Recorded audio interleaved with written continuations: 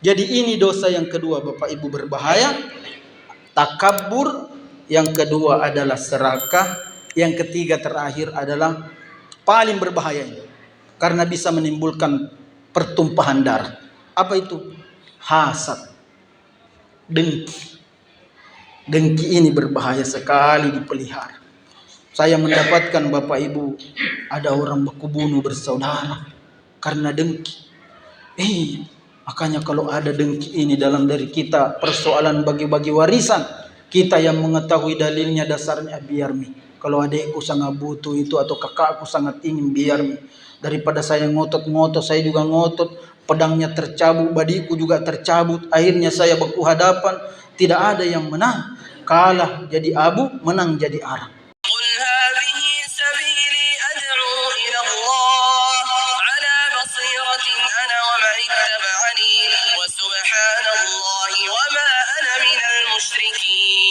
Ajma'in, ya Allah, saya akan menggelincirkan semuanya.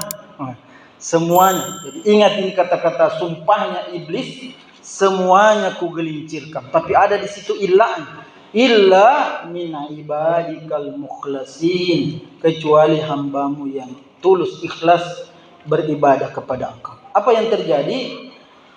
Kakek kita semua ini berhasil diberdayai karena dia datang menyampaikan sudut pandang yang membuaikan hati pikiran kakek kita semua. Apa?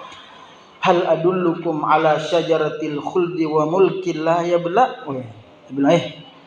Mau ku tunjukkan pohon kekekalan. Kalau engkau makan itu, kekal kau di surga dan kau tidak akan musnah. Mana itu? Itulah yang disebut sebagai syajaratul khuldi, pohon khuldi. Apa yang menyebabkan dia makan buah khuldi itu? Itulah dosa pertama yang dilakukan manusia, yaitu pemicunya adalah keserakahan. Iya kan? Kan Allah mengatakan, "Kulu, makan mau di sini min haitsu syi'tum ragadan." Makan isinya ini surga semua. Tapi cuma satu. Kan berarti satu dia yang tidak boleh dia makan, yang lainnya itu boleh dia makan. Tapi kenapa yang melarang Allah itu dia sentuh berangkat daripada keserakahan? Iya. Apa yang terjadi sekarang di televisi Bapak Ibu? Yang apa? Yang BBM RON 90 dikasih 94, ya kan? Di mana itu? Yang di Borgol itu kan semua orang yang bermiliar-miliar, bertriliun-triliun itu semua uangnya. Di mana kira-kira berangkatnya? Berangkat dari keserakahan. Maka ketika seorang melakukan memperturutkan perutnya, maka itulah yang disebut di dalam Al-Quran asfala safilin. Dia ditempatkan ke tempat serendah-rendahnya, dipakaikan rompi orange, diikat besi tangannya, baru dipertontonkan di televisi. Jadi ini perut, sementara kita latih dia di Ramadan ini untuk tidak serakah. Itu air minum ini besok siang ini tetap halal ini. Air minum ini sesiang tetap halal. Makanan di rumah kita tetap halal. Tapi kita tidak meminumnya, kita tidak memakan makanan itu. Haus ini dipersembahkan kepada Allah. Meskipun halal. Lapar ini dipersembahkan oleh Allah. Sehingga kita bisa mengendalikan yang namanya syahwat perut. Karena perut ini sumber kebinasaannya manusia yang pertama kalau dia perturutkan. Lihat makin banyak. Saya lebih 10 tahun orang-orang hebat biasa saya dakwahi Bapak Ibu. Saya bilang kalau ini yang terjadi. Makanya itu seluruh kalau kita baca sejarah-sejarah para sahabat itu bagaimana mereka menjadi pemimpin. Ada yang tidak ada pintu rumahnya. Itu Ubaidillah bin Jarrah, gubernurnya Damaskus. Umar bin Khattab sampai menangis. Dia pergi di rumahnya, dia pati. Semua pedang satu berdiri. Dan tidak ada pintu rumahnya. Dia bilang, dia panggil penduduk-penduduk. Sini engkau semua.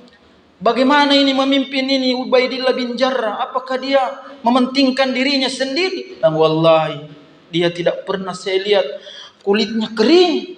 Dia tidak pernah memperdulikan dirinya kecuali rakyatnya. Maka Umar bin Khattab merasa malu. Diambillah seonggok uang. Dia kasih di depan pintunya. Gunakan ini untuk hajat hidupmu, wahai Ubaidillah bin Jarrah.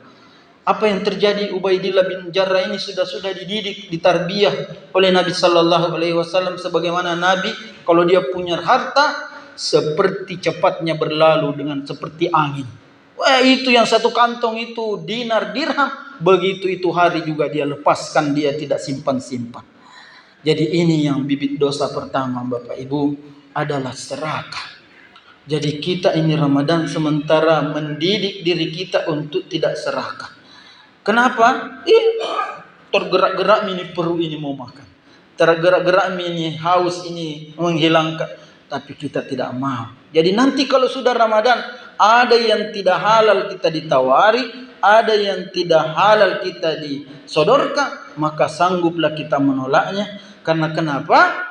Kita sudah dididik oleh Allah, yang halal pun tidak mau kita minum, yang halal pun tidak mau kita makan. Jadi ini dosa pertama Bapak Ibu, bibitnya ya perbuatan dosa. Jadi sumber pertama ini kakek kita semua, tapi dia bagus. Kalaupun kita melakukannya, tirulah kakek kita itu apa? Ketika dia mengaku bersalah, Rabbana zalamna anfusana wa illam taghfir lana wa tarhamna lanakunanna minal khasirin. Ya Tuhanku, aku telah menzolimi diriku. Kan Allah sudah bilang, fatakuna minaz zalimin. Kalau kau dekati ini pohon, kau zalim. Dan ketika dia mengakui kezalimannya Adam, dia juga fatakuna minaz zalimin. Kalau engkau tidak ampuni saya ya Allah, aku termasuk orang yang zalim. Jadi serakah perut ini penting sekali dikendalikan. Olehnya itu tidak ada sahabat itu yang tidak rajin puasa sunnah. Jadi kalau kita seperti ada kemarin Bapak Ibu, saya salut. Saya alhamdulillah ijazah S3 saya ini diminta oleh Universitas Islam Ahmad Dahlan Sinjai untuk membuka pasca sarjana. Saya pergi ke Sinjai.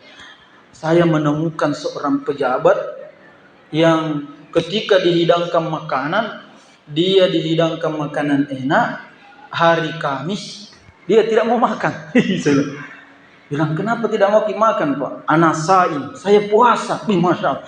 Padahal kalau dia mau batalkan puasa sunnahnya itu sangat memenuhi syarat. Pertama dia musafir, kedua dia dari bukan penduduk asli, yang wajib pun bisa dia tidak kerjakan karena seorang musafir, tapi dia memilih tetap puasa sunnah. Ya, di kampungnya orang dalam rangka bertugas keluar kota pergi asesmen yang kampus Universitas Ahmad Dahlan Sinjai untuk rencana diberikan izin operasionalnya. Ini saya dapat pelajaran Masya Allah. Karena kenapa Bapak Ibu? Godaan ini sangat besar. Apalagi kalau kita penentu kebijakan, penentu sesuatu, tanda tangan tak besar sekali efeknya. Maka yang dorongan nafsu perut ini, keserakahan kita mesti tekan.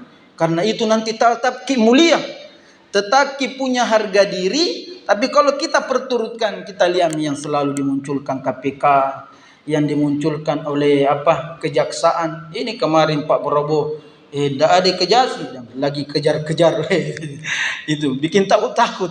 Jadi saya ini punya misi kalau berdakwah di luar penjara, saya bilang ku cegah orang di luar masuk penjara. Salah satu yang mencegah kita ini adalah jangan memperturutkan keserakahan perut. Ini yang pertama. Yang kedua, bibit dosa yang kedua berbahaya adalah takabbur.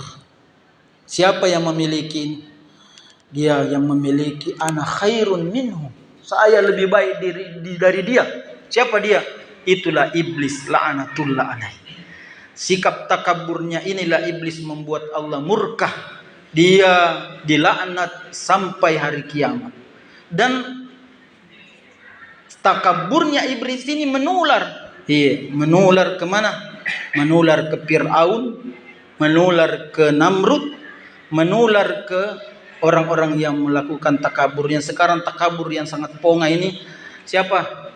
Donald Trump dengan Benyamin Netanyahu. Ini yang sekarang yang sangat pongah. Iya, tapi tunggu waktunya. Kalau Allah sudah menghendaki dia terhina, akan terhina.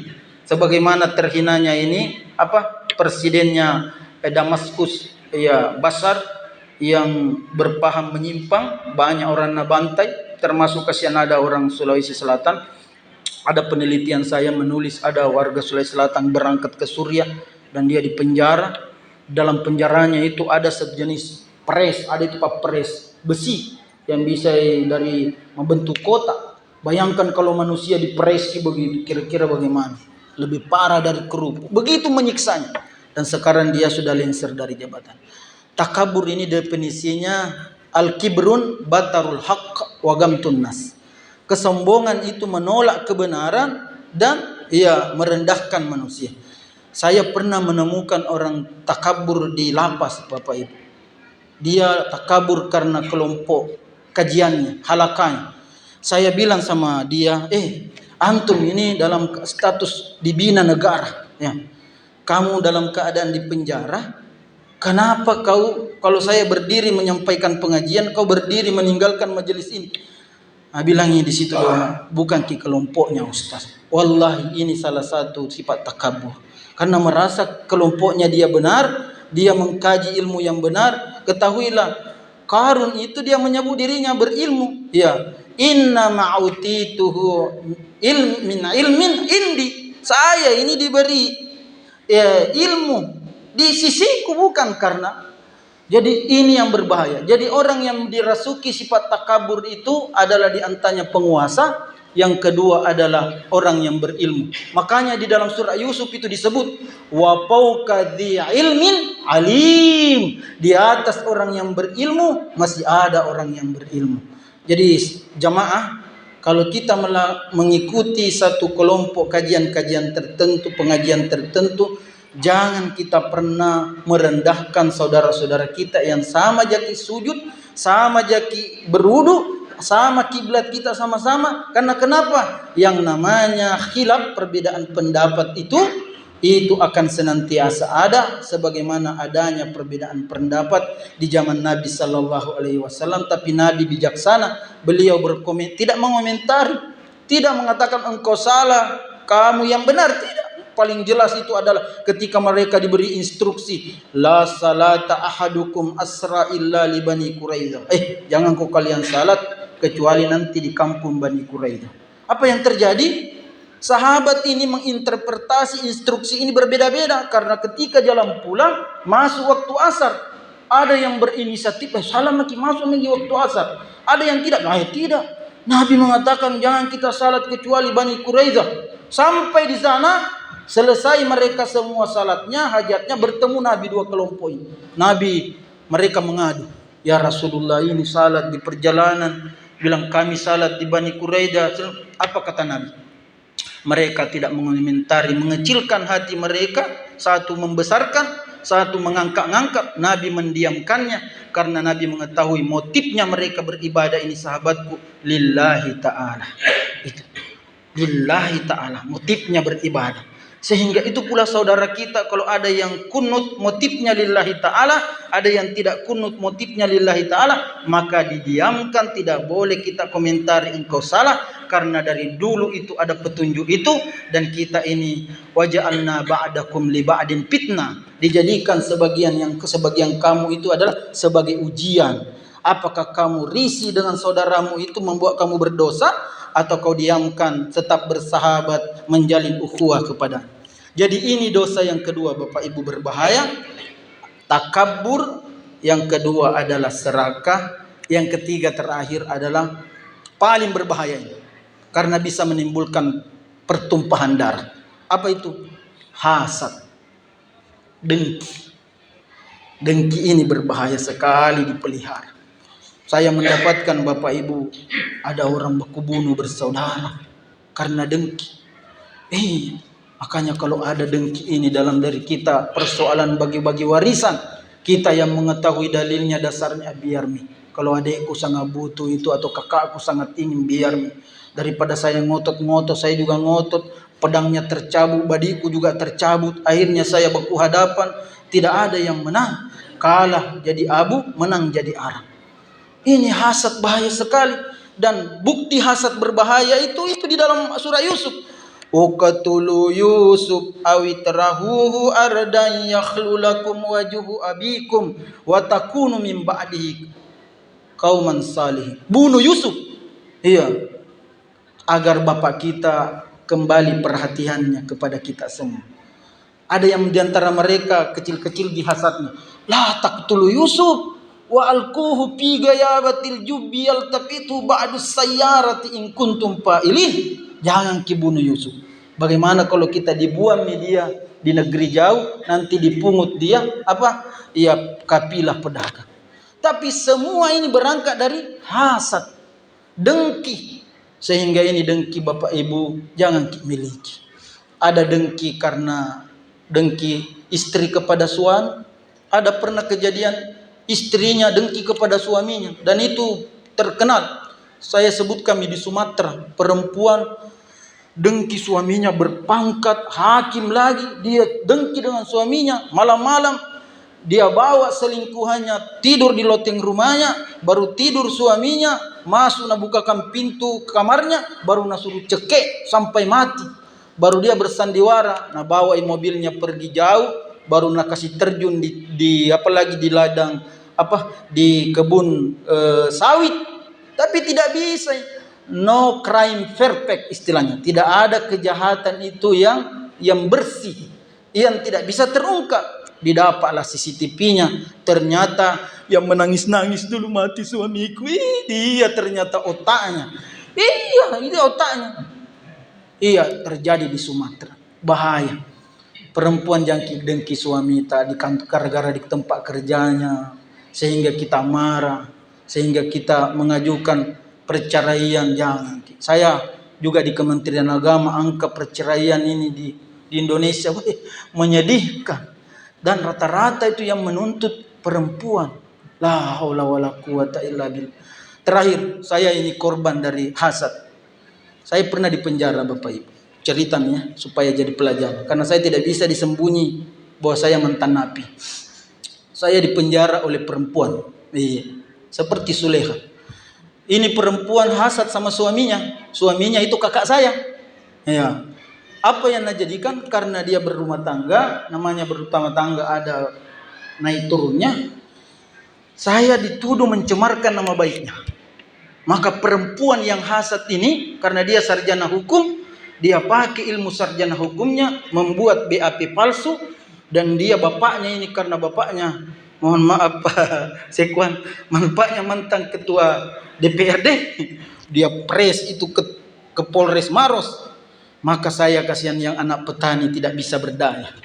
Dipenjaralah saya, tapi ada hikmahnya. Ternyata peristiwa yang pernah terjadi dalam Quran terulang sama saya. Saya tidak ada bermimpi jadi mubalik, tapi Allah mentakdirkan saya jadi dai. Apa yang terjadi? Saya dipenjara 2006. Ya, dipenjara saya dengan kasus pencemaran nama baik. Yang tidak ada yang saya lakukan, tapi sandiwara perempuan inilah yang membuat. Saksi palsu dia pakai. Apa yang terjadi kemudian? Selesai saya dipenjara, kakakku lagi, suaminya lagi dipenjara dengan tuduhan mau nabunuh KDRT. Dia juga bikin pasal karet, dia rekayasa. Berjalan waktu Bapak Ibu, 7 tahun, Allah berikan hikmah. Saya tidak mendaftar sebagai mubalik di kepolisian. Tiba-tiba ada orang daftar saya. Polda bentuk Dai Kamtibmas 2014 sebelum Jokowi jadi presiden. Tujuannya itu mendakwakan pemilu aman dan damai. Dan yang direkrut itu mantan narapidana. Kira-kira dulu seandainya tidak direkayasa saya dipenjara sama itu perempuan, saya tidak masuk kategori syarat itu mantan napi. Dan dari seluruh alumninya saya menulis buku, bangun masjid, sampai saya diakui di Mabes Polri, dan banyak hasilnya mantan napi yang saya bina itu banyak yang berubah. Dan saya sampaikan bahwa isi penjara itu ada 3. Pelaku pidana ringan, pelaku pidana berat, dan orang dipitnah. Itulah Nabi Yusuf. Akan terus ada orang seperti ini. 3 isi kelompok penjara. Dan apa yang terjadi Bapak Ibu? Saya 2 bersaudara diberi nikmat oleh Allah. Kakak saya yang mantan suaminya mendapatkan perempuan keturunan Arab. Iya. Dan saya menikah di pesantren di sini. Anakku sudah 5, kurang 1 meninggal, 6, kurang 1 meninggal. Tapi di balik meninggalnya Pak Jokowi kasih saya santunan 50 juta. Tidak pernah saya minta uang kepada presiden.